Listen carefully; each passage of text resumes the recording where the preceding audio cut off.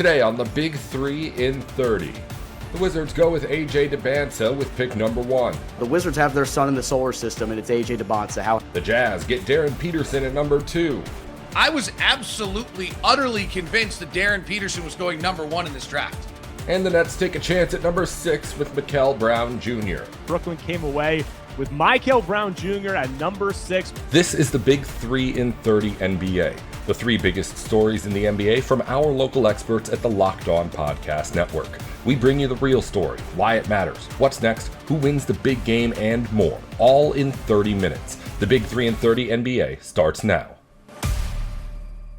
Thank you for making the Big 3 in 30 your first listen of the day, part of the Locked On Podcast Network, your team every day. The Wizards made DYBANTSA the first pick of last night's NBA draft and gave their rebuild a new centerpiece.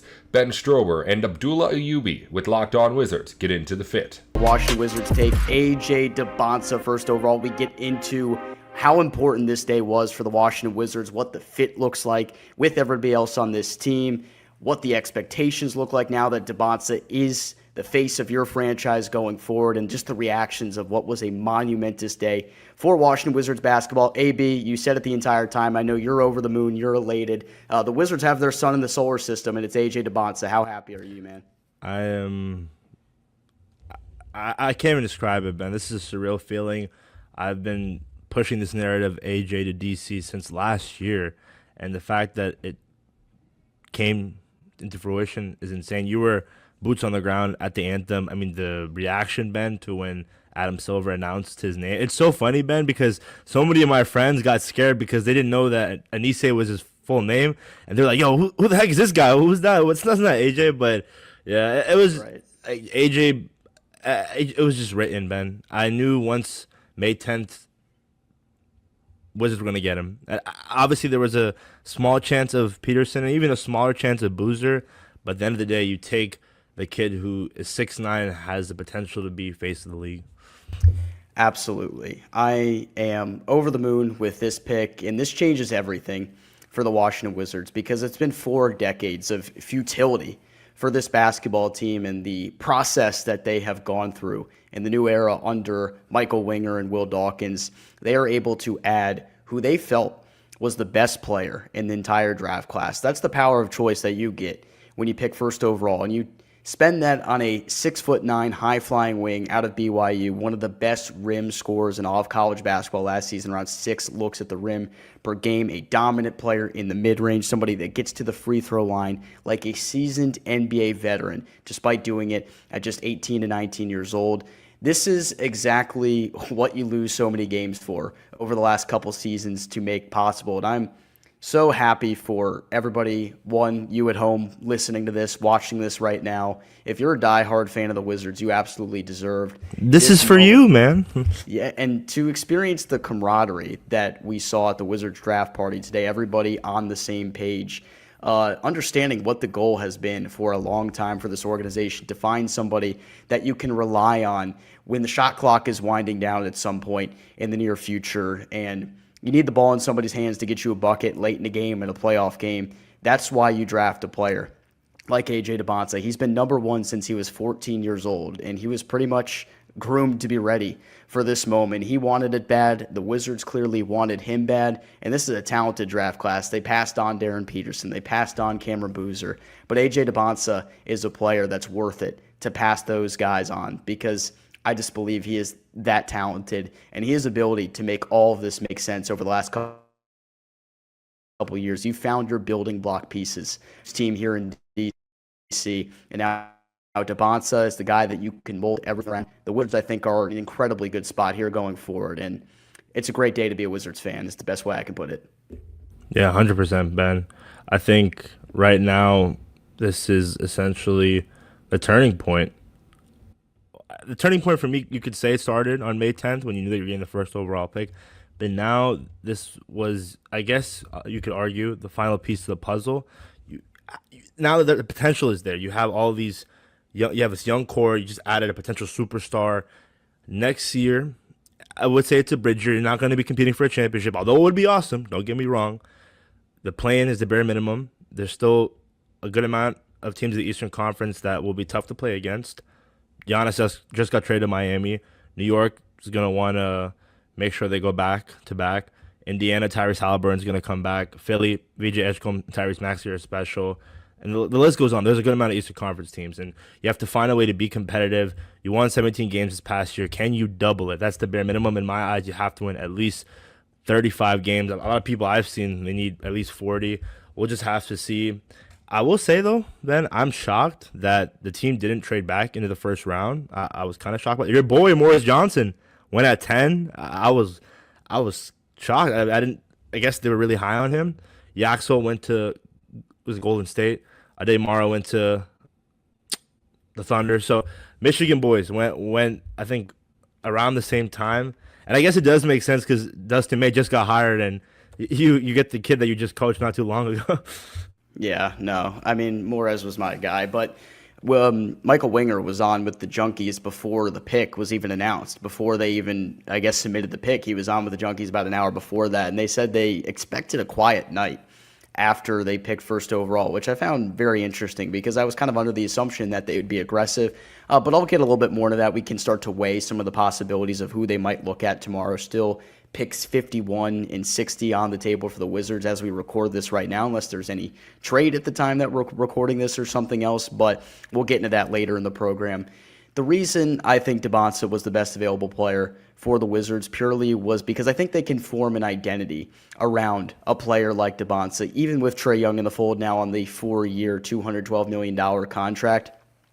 I know as the NBA analytically is getting more and more centered on shooting the ball from the outside, I really feel like the Wizards can create an identity that is focused on dominating in the paint and scoring effectively at the rim. Now, Trae Young, who obviously is here to elevate this young core of players, to make everybody around him better, he's going to score at the rim at a relatively high volume when he gets his looks because he is a walking paint touch.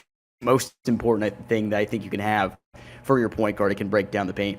DYBANTSA, a walking paint touch, a guy that can score out of the high post. He can score to the low post. His post-up game is unbelievable. For somebody at his age and his size, he has the ability to catch the ball with his back to the basket, understand where he is on the floor, process everything that's around him as well, turn and find the best spot for himself, get there, and rise to the apex of his jumper and convert on the mid-range shot at over 50% in his freshman season at BYU is incredible stuff. So I feel like if you're building this identity around dominating, getting to the rim, it's going to allow everything else to open up for everybody else. And now AJ, of course, has his flaws. Every single prospect has his flaws. Off-ball defense.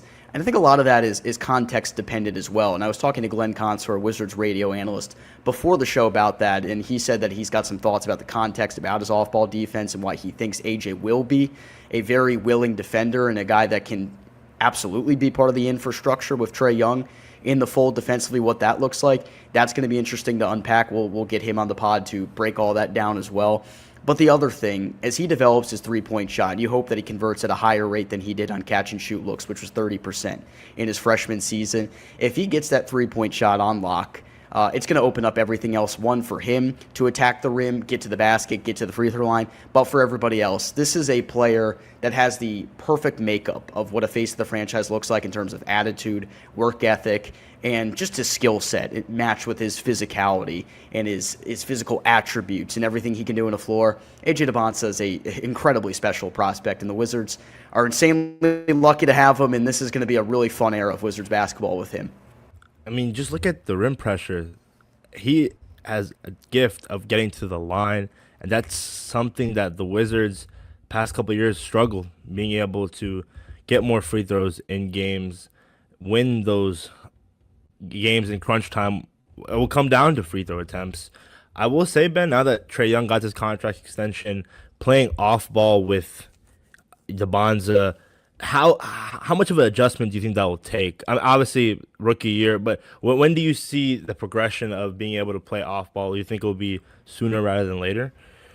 So he's a basketball player. Let's put it this way. The first overall pick is more than just a guy that scores with the basketball in his hands at a 33.5% usage rate, which was the 100th percentile, the highest usage you can get in college basketball. The context behind that, though, of course, Richie Saunders goes down with an injury halfway through the year, and that was what BYU's offense was centered around. When you have a pure point guard on this roster like Trae Young, everybody needs to be a basketball player around him. And AJ DYBANTSA is athletic. He is intelligent. He works extremely hard.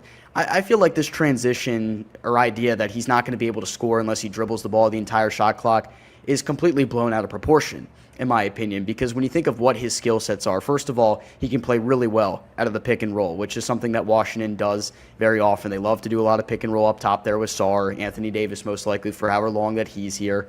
And then also what you're getting in terms of rim creation. This is a big get for rim creation for this Washington Wizards team, and a guy that can actually get to his spots and even play make for others. I think the one thing I learned about DYBANTSA watching his tape, I was very impressed with how he improved himself in different areas of his game as the season went along. He started to establish himself more as a playmaker as the season went along, and once he was the true number one son of the solar system type of guy, especially after the Saunders injury, his playmaking numbers went up. I think he was averaging over 5 assists per game over the last 10 games of the season. That shows he was able to grow his game in different areas, which means he's going to grow his game constantly as an NBA player. You should be extremely ecstatic about the upside this kid possesses. Especially since the kid was getting double teams thrown at him basically every time he came down with the ball. And the IQ at, again, such a young age, he's only going to get better. And we won't see the peak of his NBA career until maybe he's 24 to 25 years old. Until then, there's going to be a lot of learning, and that's great. Look at the core that you have alongside you. I'm excited, but I think the fit is going to be really nice. I think any system, he's going to fit well, but I think him playing in D.C., him wanting to be able to change the dynamic of an organization. Let's be real, we keep mentioning it, hasn't been much success. We've been fans since we were in 6th, 7th grade. Even before that, there really wasn't much. Last NBA championship was 1978. But now when you have a guy like DYBANTSA, that will hopefully get you to the promised land.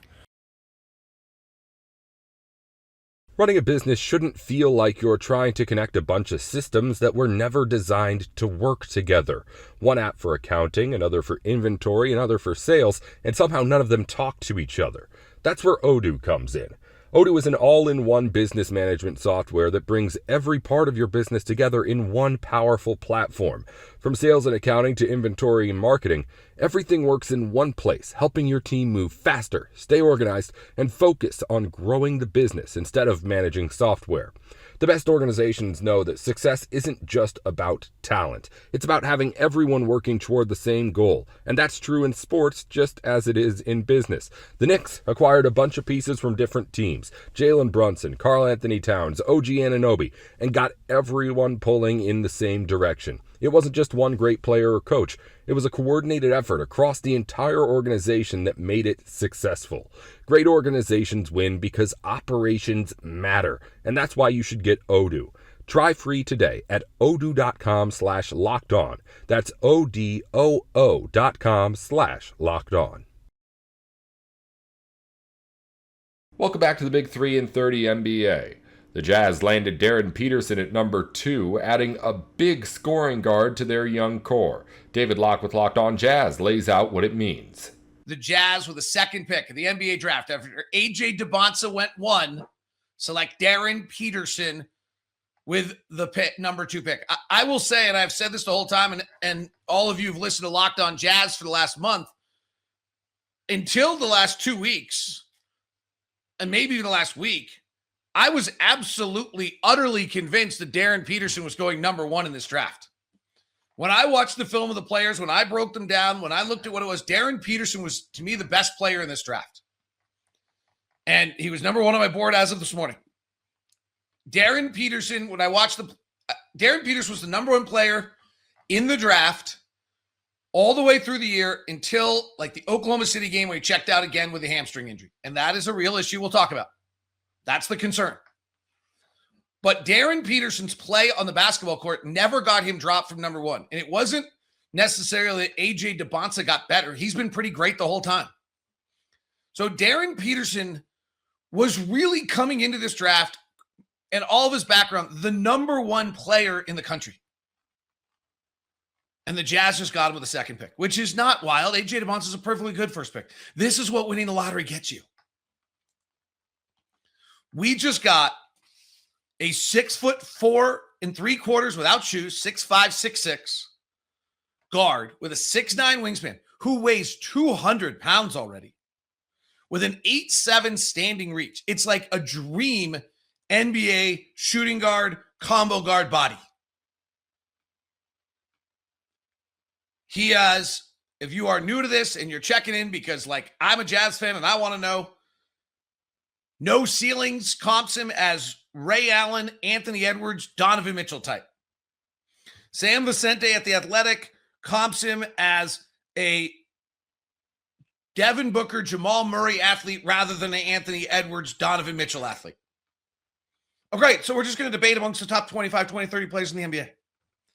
He is an elite shot maker with a great release, very good touch. He is always on balance.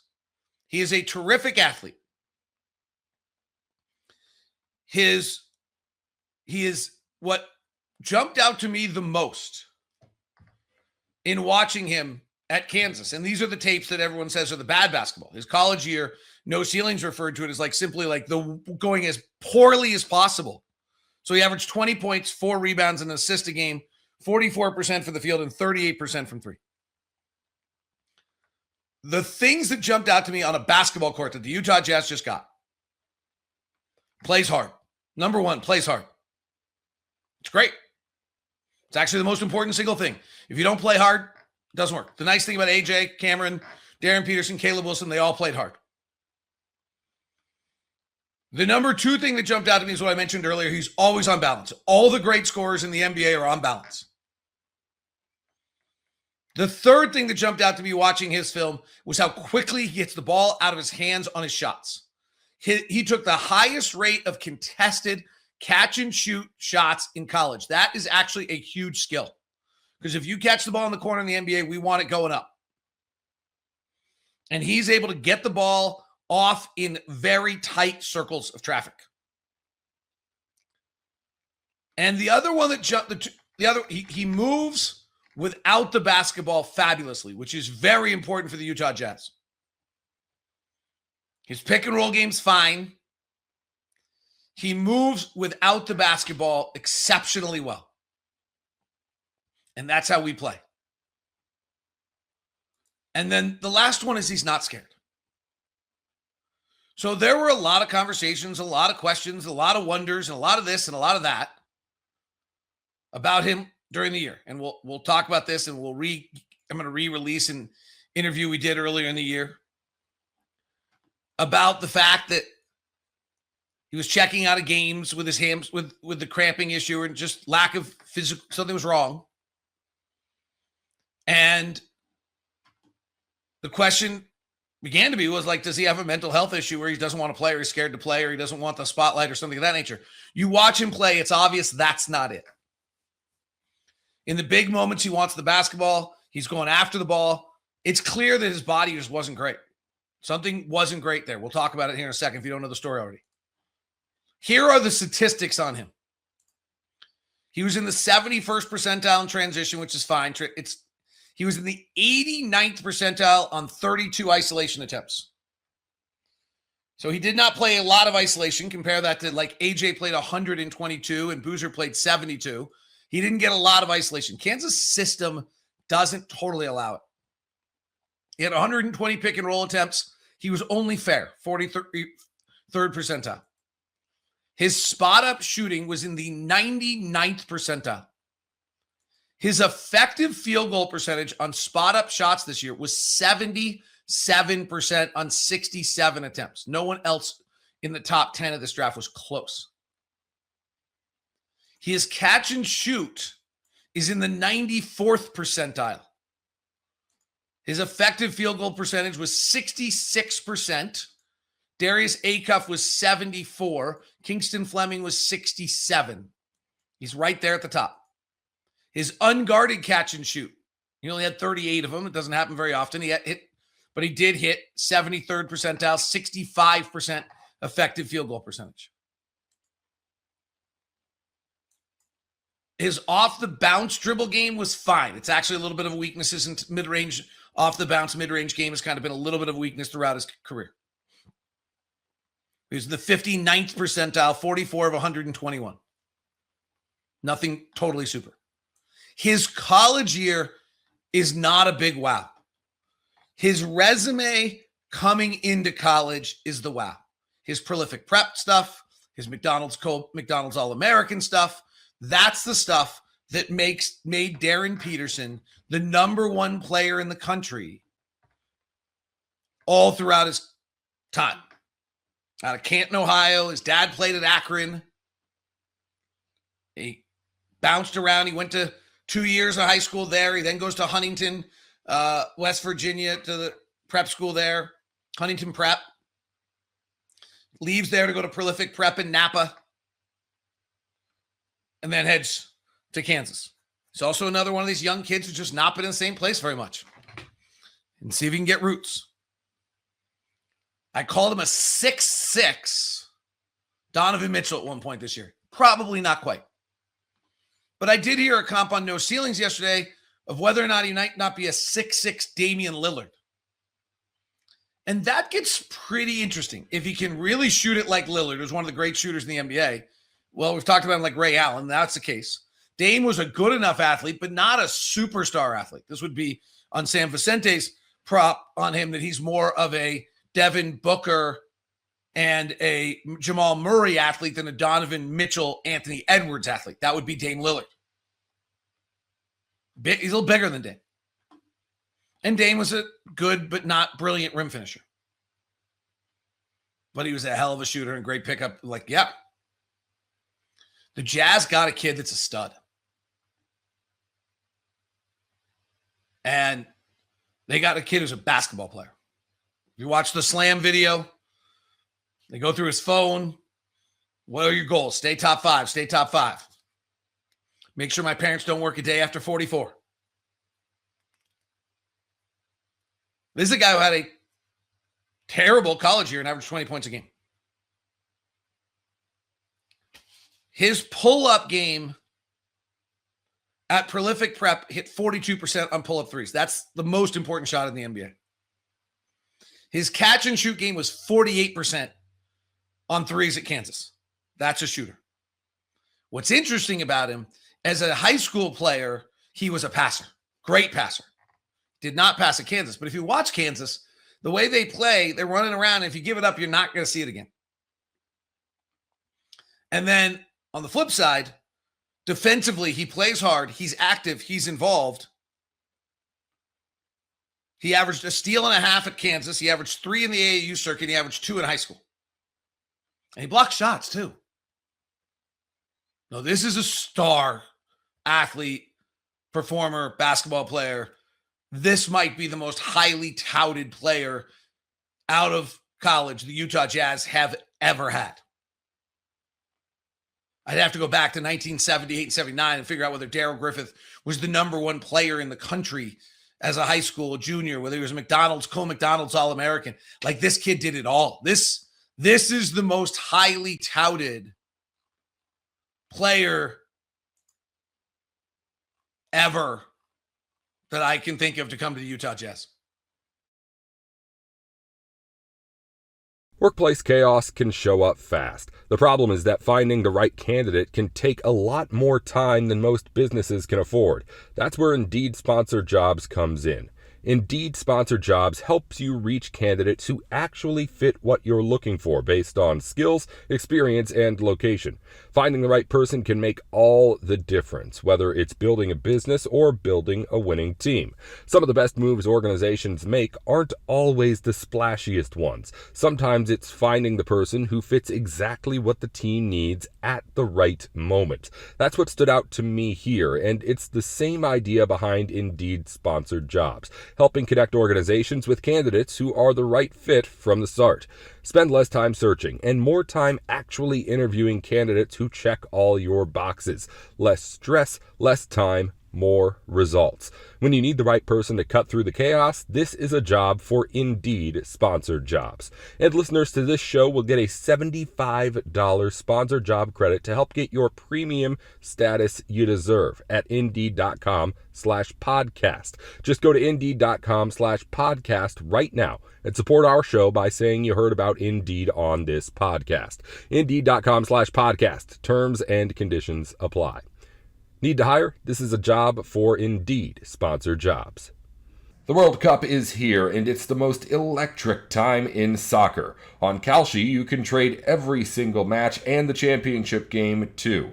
Switzerland is trading at 40% to beat Canada, meaning a trade at $100 would put out $239 if they win. As the World Cup heats up, those numbers move in real time, and you can buy in or out at any time.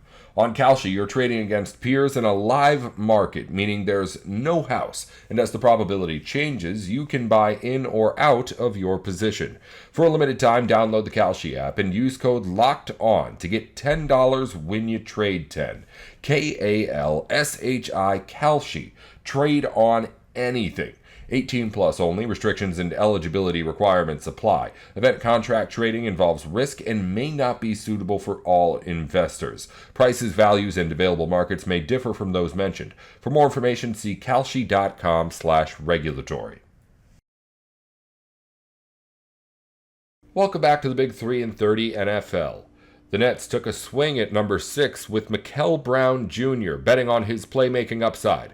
Eric Slater and Lucas Kaplan with Locked On Nets break down the gamble. Brooklyn came away with Mikel Brown Jr. at number 6, player I really like, and also Joshua Jefferson at number 28. Going to react to both of those picks with Lucas Kaplan right now. Let's go.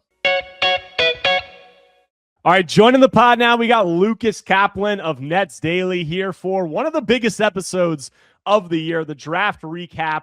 The Nets come away from the 2026 NBA draft with Mikel Brown Jr. as their selection at number 6, highest pick of the Brooklyn era, highest pick for the Nets in the last 16 years since they took Derek Favors, number 3 overall in 2010. And my takeaway from this pick is I love that the Nets took this swing. And this is a pick that I came away, really excited about. I've spoken about Mikel Brown Jr. throughout the pre-draft process, and I've said that he is the player outside of the top 4 that I was the most excited about, I thought had the most upside. And clearly the Nets saw a lot of that. They saw a lot of the intangibles in terms of the things they, heard from him during their meetings. There are numerous meetings with him throughout the pre-draft process. So a really good pick, in my opinion. We'll get more into the details of him as a player and what some of the guys in the Nets passed up. But Lucas, what do you think about the Nets come away with Mikel Brown Jr. at number 6 overall? I'm down. I'm super down. I mean, he has the off the dribble shot making that is rare, not just at the college level, but among any NBA draft prospect.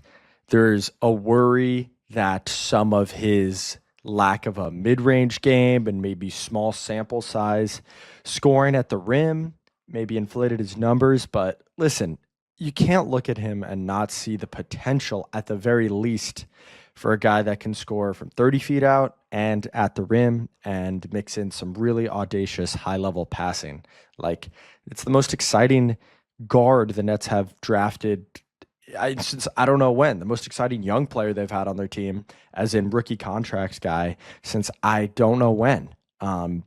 It's hard to be too negative about this pick, notwithstanding the fact that they fell to 6. All right, they fell to 6 in the lottery.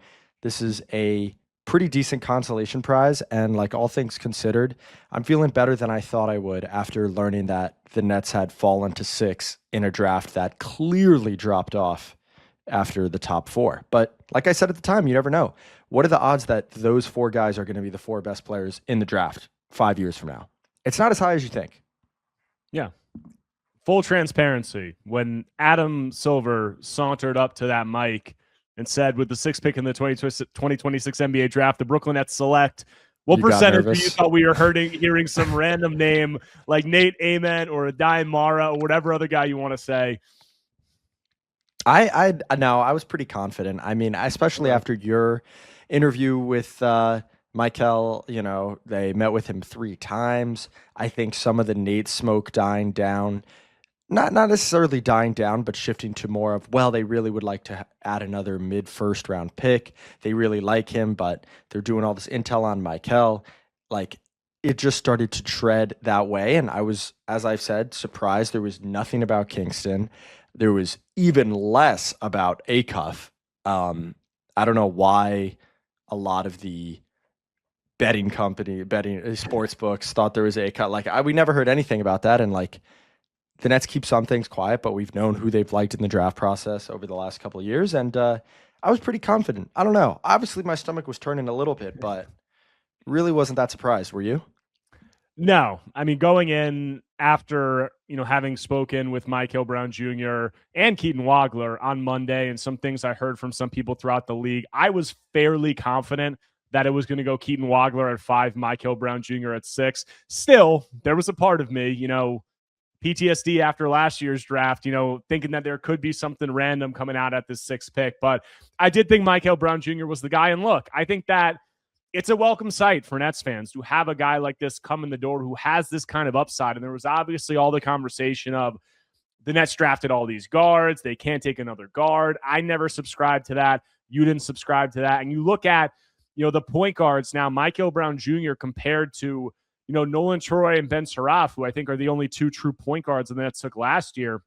Michael just has a different level of upside than Nolan Troy and Ben Saraf. And that's due to, all of the things that I've spoken about throughout this pre-draft process and the reasons why he was number 1 on my big board, my Nets-specific big board when I outlined it last week. It is all of the traits that he has, the intersection of positional size, ball handling, shooting, passing, and high-level athleticism. All of those things, he checks all those boxes more than any other player in this range for the Nets. And that's why I think he has the most upside. Now, there's obviously the questions about the decision-making was a little bit wonky at times, over 3 turnovers. He had some passes that really just probably made coaches pull their hair out. The shot selection wasn't always great.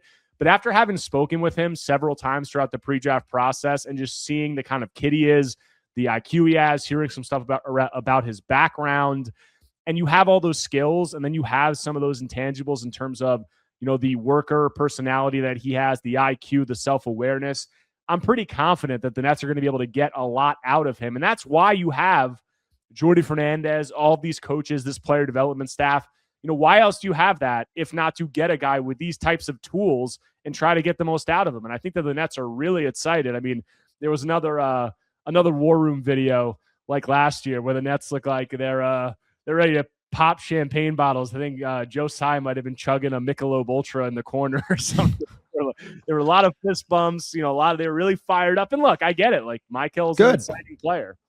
That's all for today's Big 3 in 30 NBA. If you follow football or college sports, the Big 3 in 30 has shows for the biggest news in the NFL and on campus going up every weekday just like this one. Just search the Big 3 in 30 NFL or the Big 3 in 30 College wherever you're listening or watching right now. Thanks again for tuning in to the Big 3 in 30 NBA.